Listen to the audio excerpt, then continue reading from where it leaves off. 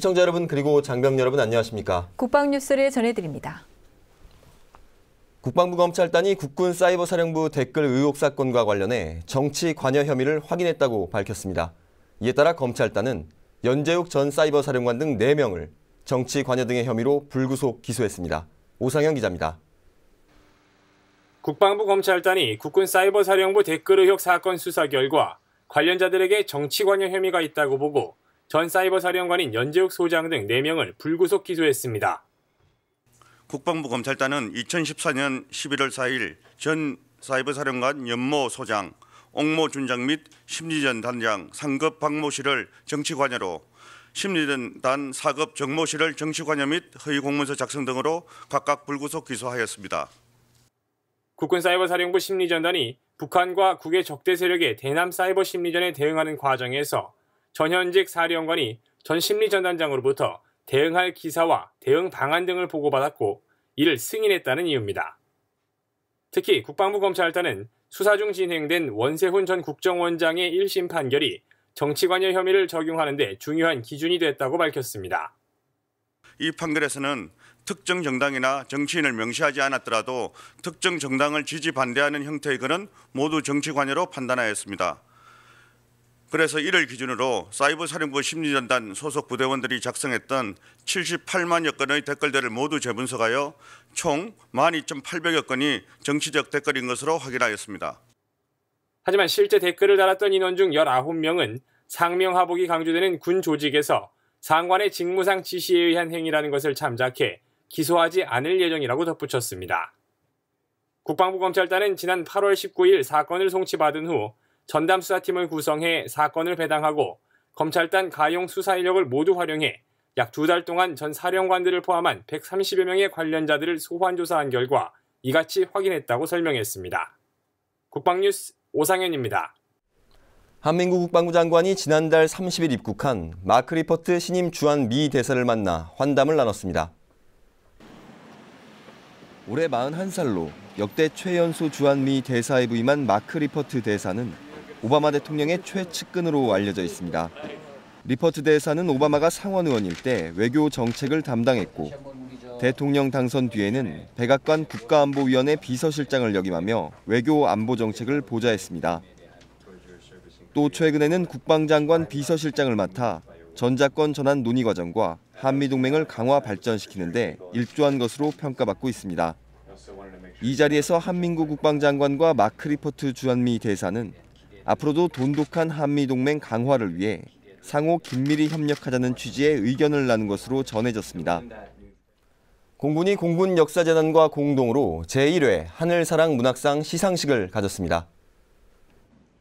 공군은 지난 4월부터 8월까지 공군, 하늘, 공군 창군 초기 역사를 주제로 시와 수필, 단편소설 등 세 부문의 작품 공모전을 열었습니다. 모두 1,100여 점의 작품이 접수돼 그중 시부문 최우수상 안민선 씨 등 17명이 2천만 원의 상금과 함께 수상의 영예를 안았습니다.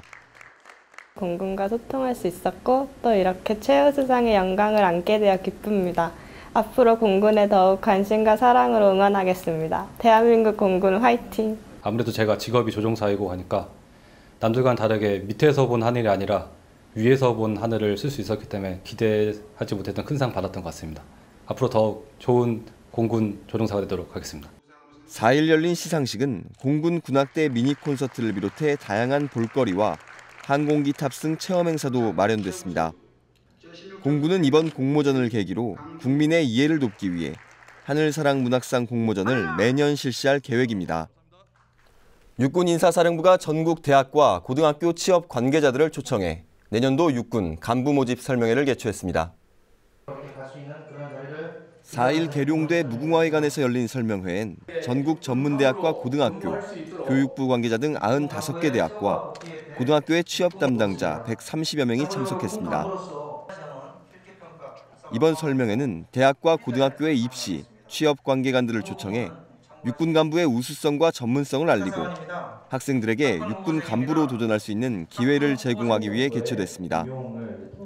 아울러 취업 관계관들과의 인적 네트워크를 구축해 중장기적으로 우수 인력을 선발할 수 있는 기반도 마련했습니다.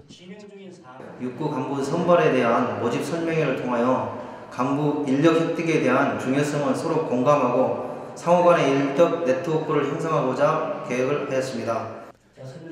이번 설명회에선 육군 인사사령부 인력 획득 장교가 내년도 모집 계획과 선발 평가 제도를 비롯해 육군 간부의 처우와 복지 혜택 등을 설명하고 참석자들의 질의에 응답하는 자리가 마련됐습니다. 국립서울현충원에서는 시민과 장병들에게 현충원의 가을 정취를 느끼고 나라사랑 정신도 함께 이어가기 위한 단풍제를 열고 있습니다. 지난 1일부터 시작된 단풍제는 오는 주말까지 계속됩니다. 박예진 기자입니다. 한 폭의 가을 수채화를 옮겨놓은 것 같은 현충원. 가을 끝자락에서 더욱 짙어진 가을색으로 참배객을 맞고 있습니다. 현충원은 지난 1일부터 오는 9일까지 현충원과 함께하는 단풍제를 열고 있습니다.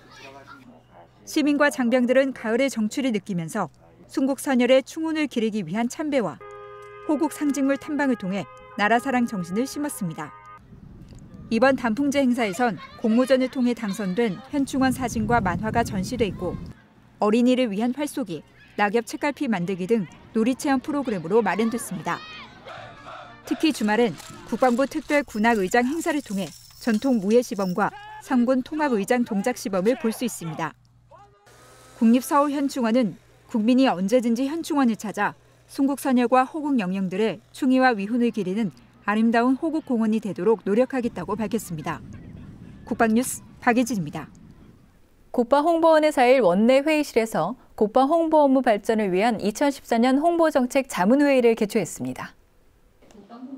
이날 회의에서는 먼저 전 국방부 정책실장을 역임한 미군협회 부설 지상군연구소 임관빈 소장을 비롯해 전 국방홍보원장 상지대 김종찬 교수, 서강대 대학원 김동률 교수, 국립중앙극장 권혜미 공연기획부장 등 각계 전문가 10명이 홍보정책 자문위원으로 위촉됐습니다. 권희섭 국방홍보원장은 자문위원 위촉에 이어 기관 소개와 함께 현재 추진하고 있는 주요 사업들을 보고하면서 국방정책과 기관 운영, 매체 발전, 문화예술 분야 등 다양한 전문가들로 구성된 자문위원들이 국방홍보원 발전을 위해 많은 역할을 해줄 것을 기대한다고 말했습니다. 자문위원 대표를 맡은 임관빈 소장은 국방홍보원은 항상 전투 상황에 놓여 있는 곳으로 전방 못지않게 나라의 큰 역할을 하는 곳이라면서 자문위원들의 지혜를 모아 국방홍보 업무 발전에 기여하겠다고 밝혔습니다. 한편 자문위원들은 회의를 마치고 국방TV와 국방FM, 국방일보 등 매체 제작 현장을 둘러보며 국방홍보원에 대한 이해를 높였습니다. 세계 각국의 군사 소식을 전해드리는 SNS 군사 리포트 시간입니다. 외국군 장병들은 어떻게 체력 단련을 할까요? 뉴질랜드 육군의 체력 단련 프로그램과 미 해병대의 대전차 미사일 발사 훈련, 그리고 브라질의 공군 수송기 KC-390까지 만나보시죠. 아프가니스탄 철수 시기를 놓고 저울질하던 영국과 미국 두 정부가 미 해병대가 주둔했던 헬만드 지역 레더넥 기지에서 철군 기념식을 가졌습니다. 이로써 베스천 기지에 주둔했던 영국군과 레더넥 기지에 주둔했던 미 해병대는 지난 13년간 아프간에서의 모든 전투작전을 종료했습니다. 헬만드의 모든 치안권은 아프가니스탄 군에게 이양됐고 미군 주도 연합군의 모든 작전 또한 종료됐습니다. 내년 1월 이후에는 미군 만여 명을 포함해 12,500여 명의 외국 병력이 남아 아프가니스탄 치안 병력에 훈련을 지원하게 됩니다. 영국군은 지난 13년 동안 아프간에서 연인원 14만여 명이 복무했고 453명이 전사했으며 미군은 파병국 중 가장 많은 2,349명이 전사했습니다. 지난 16일 미 해병대가 노스캐롤라이나 르준 기지에서 흑해 지역 순환 배치 훈련의 일환으로 대전차 미사일 실사격 훈련을 가졌습니다. 다목적 경대전차 화기 M72와 AT4 그리고 마크 153을 운영해 펼친 이번 훈련은 부대 응징력과 전투력을 촉진시키고 전투 준비 태세를 유지하기 위해 실시됐습니다. 순환 배치 훈련을 마친 해병대원들은 루마니아 미하엘 지역의 특수전 공수임무 부대로 배치돼 21개 나토국과 함께 다양한 훈련을 갖는 것으로 알려졌습니다. 체력은 군복무의 큰 부분을 차지하며 필수 체력 수준을 유지하는 것은 군인의 전투력을 향상시키는 데 중요한 역할을 합니다. 뉴질랜드 육군은 이러한 군인들의 필수 체력 수준을 유지하고 정기적인 체력 테스트에 통과하기 위한 체력 단련 프로그램을 소개했습니다.